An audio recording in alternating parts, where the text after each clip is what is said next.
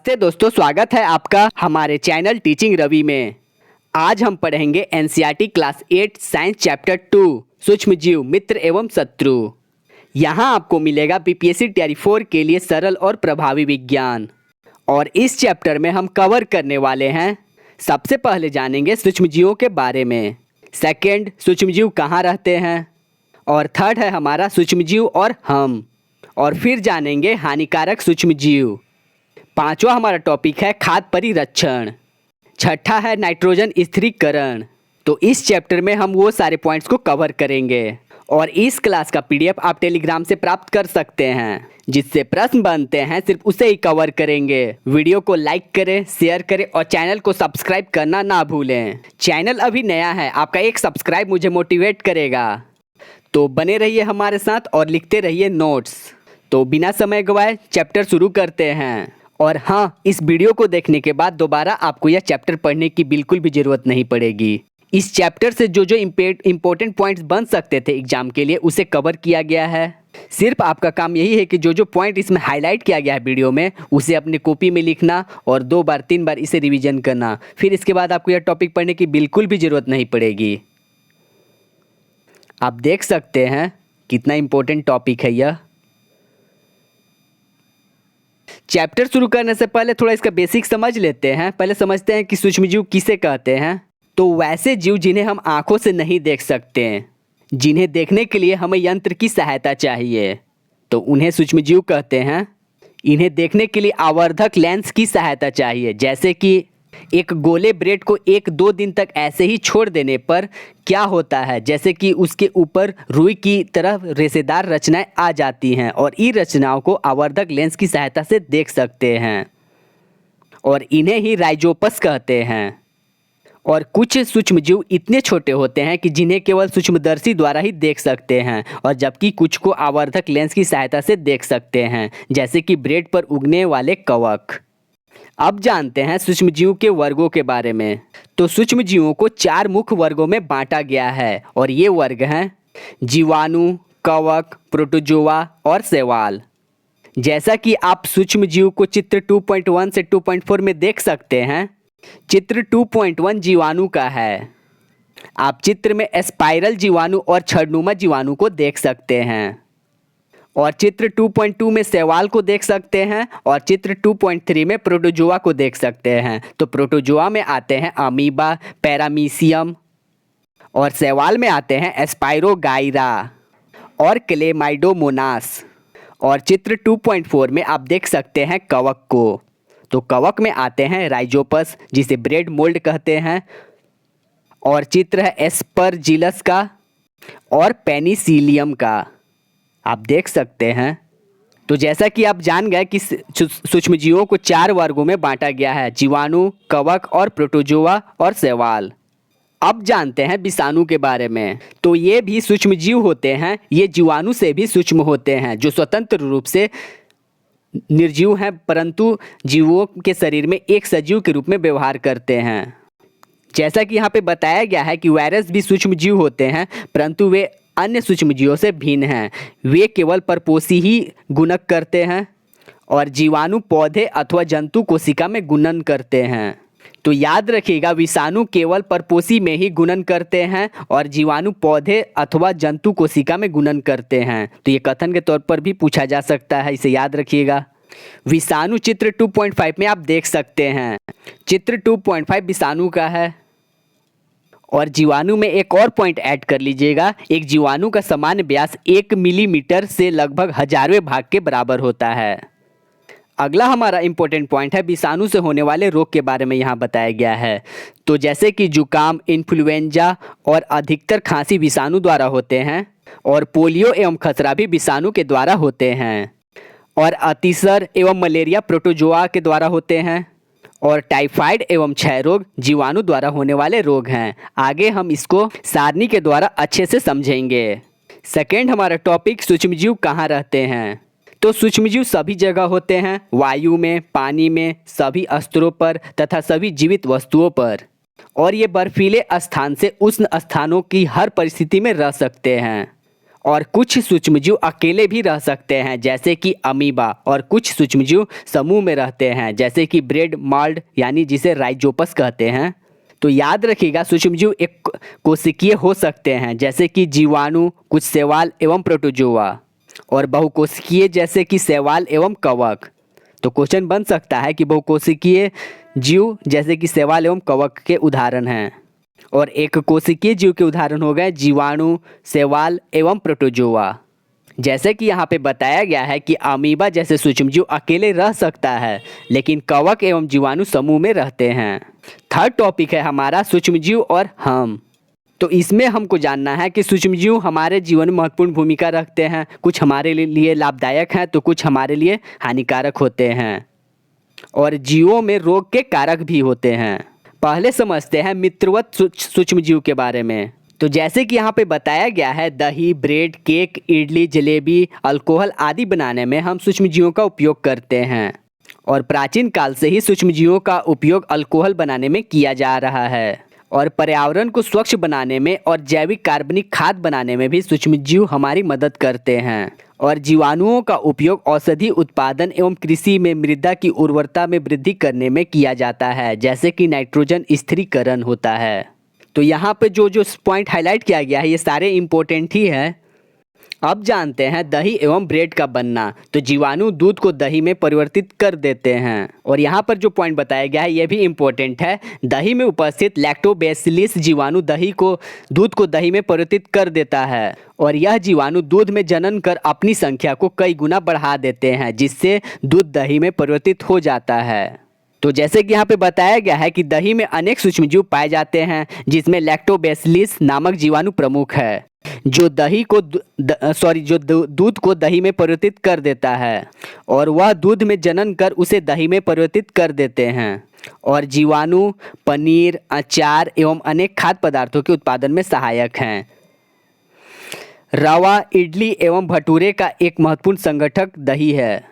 अगला हमारा important point है जीवाणु एवं यीस्ट चावल के आटे के किण्वन में सहायक होते हैं, जिससे इडली एवं डोसा बनता है। अगला हमारा इंपॉर्टेंट पॉइंट है यीस्ट तीव्रता से जनन करके श्वसन के दौरान कार्बन डाइऑक्साइड उत्पादित करते हैं, और यीस्ट के उपयोग से ब्रेड, पेस्ट्री एवं केक बनाए जाते हैं। अगला पॉइंट है हमारा सूक्ष्मजीवों का वाणिज्यिक उपयोग। तो सूक्ष्मजीवों का उपयोग बड़े स्तर पर अल्कोहल, शराब, एसिटिक अम्ल के उत्पादन में किया जाता है, और जौ, गेहूं, चावल एवं फलों के रस में मौजूद प्राकृतिक शर्करा यीस्ट द्वारा अल्कोहल एवं शराब में परिवर्तित हो जाती है। और क्रियाकलाप 2.4 जो किया गया है यह किण्वन के बारे में बताया गया है। तो याद रखिएगा चीनी के अल्कोहल में बदलने की प्रक्रिया किण्वन कहलाती है। अगला हमारा इंपॉर्टेंट पॉइंट है लुई पास्चर ने सर्वप्रथम किण्वन की प्रक्रिया की खोज 1857 ईस्वी में की है। अगला पॉइंट है हमारा सूक्ष्मजीवों के औषधीय उपयोग। जैसा कि हम जानते हैं कि जीवाणु और कवक के बड़े पैमाने पर एंटीबायोटिक का निर्माण हो रहा है, जैसे कि स्ट्रेप्टोमाइसिन, टेट्रासाइक्लिन और एथिमाइसिन। तो जैसे कि यहाँ पे बताया गया है स्ट्रेप्टोमाइसिन, टेट्रासाइक्लिन और एरिथ्रोमाइसिन सामान्य रूप से उपयोग की जाने वाली प्रतिजैविक है, जिन्हें कवक एवं जीवाणु से उत्पादित किया जाता है। तो ये वाला पॉइंट क्वेश्चन के तौर पर भी पूछा जा सकता है। तो क्वेश्चन बन सकता है कि स्ट्रेप्टोमाइसिन, टेट्रासाइक्लिन और एरिथ्रोमाइसिन ये प्रतिजैविक है और इनका उत्पादन कैसे किया जाता है। तो आंसर हो जाएगा इसका कवक एवं जीवाणु से उत्पादित किया जाता है। अगला हमारा पॉइंट है अलेक्जेंडर फ्लेमिंगो के बारे में बताया गया है। तो इसमें से जो जो इम्पोर्टेंट है वो आपको बताया जा रहा।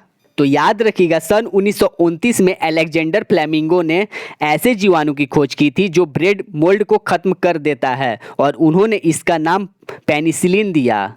और पेनिसिलिन यह विश्व का पहला प्रतिजैविक है, और इस कार्य के लिए उन्हें 1945 ईस्वी में नोबेल पुरस्कार प्रदान किया गया था। तो इसे याद रखिएगा।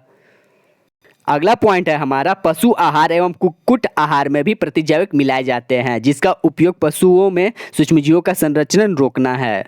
और यहाँ पर जो पॉइंट बताया गया है यह भी इम्पोर्टेंट है। अनावश्यक रूप से ली गई प्रतिजैविक शरीर में उपस्थित उपयोगी जीवाणु भी नष्ट कर देती है। और ये भी याद रखिएगा इम्पोर्टेंट है कि सर्दी, जुकाम एवं फ्लू में प्रतिजैविक प्रभावशाली नहीं है, क्योंकि यह रोग विषाणु द्वारा होते हैं। तो याद रखिएगा विषाणु से होने वाले रोग हैं सर्दी जुकाम एवं फ्लू। अगला पॉइंट है हमारा वैक्सीन। तो अब जानते हैं टीकाकरण के बारे में। जैसे कि सूक्ष्मजीव से उत्पन्न रोगों से हमेशा लड़ने के लिए तैयार रहने हेतु शरीर में मृत सूक्ष्मजीव प्रवेश कराए जाते हैं और ये मृत सूक्ष्मजीव हमारे शरीर में प्रवेश करने पर हमारे शरीर में रोगों से लड़ने हेतु प्रतिरक्षी उत्पन्न करते हैं, क्योंकि हमारे शरीर को यह स्मरण हो जाता है कि वह हमारी सूक्ष्मजीव के शरीर में पुनः प्रवेश करने पर किस प्रकार उससे लड़े। तो आप समझ ही गए होंगे कि टीकाकरण कैसे काम करता है। और ये भी पॉइंट याद रखिएगा कि पोलियो, टीबी, चेचक, मस्तिष्क ज्वर आदि जैसे अनेक बीमारियों की रोकथाम के लिए टीका लगाया जाता है। और इसी में भी एक और पॉइंट है कि बच्चों को पिलाई जाने वाली पोलियो की दवा भी एक टीका ही है। अगला है मिट्टी की उर्वरता में वृद्धि। तो जैसे कि कुछ नीले हरे शैवाल वायुमंडलीय नाइट्रोजन का स्थिरीकरण कर मिट्टी की उर्वरा शक्ति को बढ़ा देते हैं। और इसी में एक और पॉइंट ऐड कर लीजिएगा, कुछ सूक्ष्मजीवों का उपयोग बायो फर्टिलाइजर जैसे कि जैविक खाद एवं बायोपेस्टिसाइड यानी जैविक पीड़कनाशी बनाने में भी किया जाता है। तो इसे याद रखिएगा, अलग से बताया जा रहा। आप चित्र 2.7 में देख सकते हैं नाइट्रोजन स्थिरीकरण साइनोबैक्टीरिया एक नीले हरे शैवाल के रूप में दर्शाया गया है। अगला है पर्यावरण का शुद्धिकरण। तो जैसे कि यहाँ पे बताया गया है कि सूक्ष्मजीव मरे हुए जीवों और पादप अपशिष्ट को अपघटित कर उन्हें सरल पदार्थों में बदल देते हैं और जिससे हमारा पर्यावरण फिर से स्वच्छ हो जाता है। अगला टॉपिक है हमारा हानिकारक सूक्ष्मजीव। तो जैसे कि यहाँ पे बताया गया है कि सूक्ष्मजीव अनेक प्रकार से हानिकारक हैं। कुछ सूक्ष्मजीव मनुष्य, जंतु एवं पौधों में रोग उत्पन्न करते हैं और रोग उत्पन्न करने वाले सूक्ष्मजीवों को रोगाणु अथवा रोगजनक कहते हैं। और इसी पॉइंट में टॉपिक है मनुष्य में रोगकारक सूक्ष्मजीव। तो मनुष्य में रोग उत्पन्न करने वाले सूक्ष्मजीव श्वास द्वारा, पेयजल एवं भोजन द्वारा हमारे शरीर में प्रवेश करते हैं। और सूक्ष्मजीवों द्वारा होने वाले ऐसे रोग जो एक संक्रमित व्यक्ति से स्वस्थ व्यक्ति में वायु, जल, भोजन अथवा कायिक संपर्क द्वारा फैलते हैं उन्हें संचरणीय रोग कहते हैं। और संचरणीय रोग के उदाहरण हैं हैजा, सामान्य सर्दी जुकाम, चिकन पॉक्स एवं क्षय रोग। और इस पॉइंट में बताया गया है कि कुछ रोग जीव, कीट एवं जंतु द्वारा भी फैलाए जाते हैं और ऐसे जंतु या कीटों को रोगवाहक कहते हैं, जैसे कि घरेलू मक्खी एवं कुछ मच्छर। और यहाँ पर सूक्ष्मजीवों के कारण होने वाले रोग के बारे में बताया गया है। तो मलेरिया, डेंगू और चिकनगुनिया के बारे में तो सुनते ही रहते हैं आप लोग, और वास्तव में ये रोग सूक्ष्मजीवों के कारण उत्पन्न होते हैं। और मादा एनोफिल मच्छर मलेरिया के परजीवी प्रोटोजोआ और मादा एडिस मच्छर डेंगू के विषाणु के वाहक हैं। तो इसे याद रखिएगा। तो याद रखिएगा मच्छर प्लाज्मोडियम मलेरिया परजीवी का वाहक है और मादा एडिस मच्छर डेंगू के वायरस का वाहक है। आप चित्र 2.8 में देख सकते हैं मादा एनाफिलीज मच्छर। सारणी 2.1 में दर्शाया गया है मनुष्य में सूक्ष्मजीवों द्वारा होने वाले सामान्य रोग। तो मानव रोग और रोग कारक सूक्ष्मजीवों का वो कारण जो बताया गया है वो बताया जा रहा। तो मानव में जो क्षय रोग होते हैं उसका कारण होता है जीवाणु और संचरण का तरीका है वायु। और खसरा का भी वायरस है और इसका भी संचरण का तरीका है वायु। तो याद रखिएगा खसरा, चिकन पॉक्स, पोलियो वायरस के द्वारा फैलने वाले रोग हैं और इनका संचरण का तरीका वायु और सीधे संपर्क और जल के द्वारा होता है। और हैजा, टाइफाइड जीवाणु सूक्ष्मजीव के द्वारा फैलते हैं और इसका संचरण का तरीका जल, भोजन है। अगला है हेपेटाइटिस ए। तो ये वायरस के द्वारा सूक्ष्मजीव के द्वारा होते हैं और इसका संचरण का तरीका जल है। और मलेरिया प्रोटोजोआ के द्वारा और इसका संचरण का तरीका मच्छर है और इसमें मच्छरदानी का प्रयोग करना चाहिए। अगला है जंतुओं में रोग कारक जीवाणु। अगला हमारा इंपॉर्टेंट पॉइंट है रॉबर्ट कोच से। तो रॉबर्ट कोच ने सन 1876 में बेसिलस एंथ्रेसिस नामक जीवाणु की खोज की थी जो एंथ्रेक्स रोग का कारक है। तो इसे याद रखिएगा। तो क्वेश्चन निकल के आ सकता है कि बेसिलस एंथ्रेसिस नामक जीवाणु की खोज किसने की थी। तो इसका आंसर हो जाएगा रॉबर्ट कोच ने की थी। और कब किया था? सन 1876 में। और जो कारण था एंथ्रेसिस रोग का कारक था। और इसी में एक और पॉइंट है जानवरों में रोग उत्पन्न करने वाले सूक्ष्मजीव। तो जानवरों में भी एंथ्रेक्स, लेप्टोस्पाइरोसिस और टैलायलारेस्मिया और बोवेन टीबी आदि बीमारियां जानवरों में सूक्ष्मजीवों के कारण उत्पन्न होते हैं। और एंथ्रेक्स मनुष्य एवं मवेशियों में पाए जाने वाला घातक रोग है जो जीवाणु द्वारा होता है। अगला है पौधों में रोग उत्पन्न करने वाले सूक्ष्मजीव। तो तालिका 2.2 में कुछ पादप रोग दर्शाए गए हैं। तो जैसे कि सारणी 2.2 में सूक्ष्मजीवों द्वारा पौधों में होने वाले कुछ सामान्य रोग को दर्शाया गया है। तो इसमें पादप रोग और सूक्ष्मजीव और संचरण का तरीका बताया गया है। तो नींबू कैंसर सूक्ष्मजीव जीवाणु सूक्ष्मजीव से होता है और संचरण का तरीका वायु है। और गेहूं की रस्ट कवक सूक्ष्मजीव से होता है और वायु एवं बीज इसका संचरण का तरीका है। और भिंडी की पीत वायरस सूक्ष्मजीव से होते हैं और इसका संचरण का तरीका कीट है। तो याद रखिएगा, नींबू कैंसर जीवाणु के द्वारा, गेहूं की रस्ट कवक के द्वारा और भिंडी की पीत वायरस के द्वारा होता है। अगला है खाद्य परिरक्षण। तो इसमें हम जानेंगे खाद्य पदार्थों के परिरक्षण के तरीके। तो फर्स्ट है रासायनिक उपाय। तो जैसा कि आप जानते हैं कि नमक एवं खाद्य तेल का उपयोग सूक्ष्मजीवों की वृद्धि रोकने के लिए सामान्य रूप से किया जाता है, अतः इसे परिरक्षक कहते हैं। और ये भी जानते हैं कि हम नमक अथवा खाद्य अम्ल का प्रयोग अचार बनाने में करते हैं जिससे सूक्ष्मजीवों की वृद्धि नहीं होती। और ये वाला पॉइंट इंपॉर्टेंट है, सोडियम बेंजोएट तथा सोडियम मेटाबाइसल्फाइड सामान्य परिरक्षक हैं और जैम एवं स्क्वैश बनाने में इस रसायनों का प्रयोग किया जाता है संदूषित होने से बचाने के लिए।